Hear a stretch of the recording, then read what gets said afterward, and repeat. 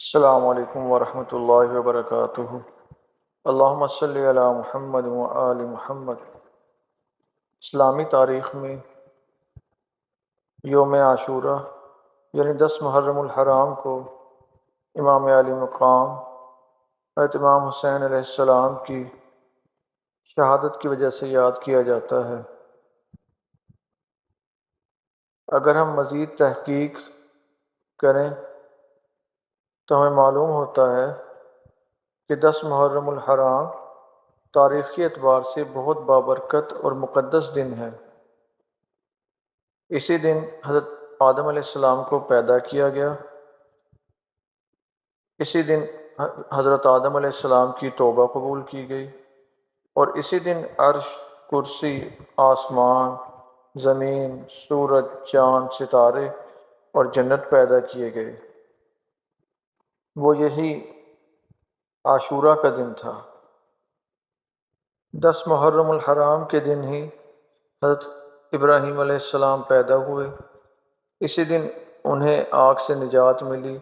اسی دن حضرت موسیٰ علیہ السلام اور آپ کی امت کو نجات ملی اور فرعون اپنی قوم سمیت غرق ہوا۔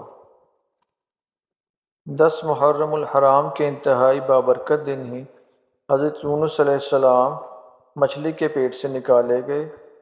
اسی دن حضرت یعقوب علیہ السلام کی بینائی لٹائی گئی۔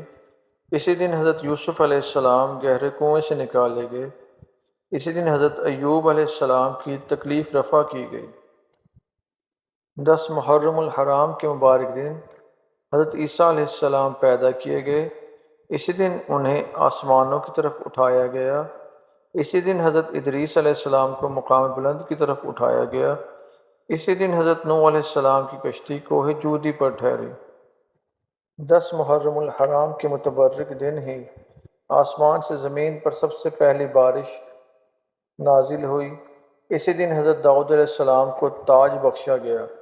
اسی دن حضرت سلیمان علیہ السلام کو جن و انس پر حکومت عطا ہوئی۔ جس دن آسمان سے پہلی مرتبہ رحمت نازل ہوئی وہ یہی عاشورہ کا دن تھا۔ 10 محرم الحرام جمعہ کے دن ہی قیامت قائم ہوگی۔ اللہ سبحانہ وتعالی سے دعا ہے کہ 10 محرم الحرام یعنی عاشورہ کے دن کا ہمیں صحیح معنوں میں ادب و احترام کرنے کی توفیق عطا فرمائے اور اس کی برکات اور فضائل ہمیں عطا فرمائے۔ آمین برحمتک یا ارحم الراحمین۔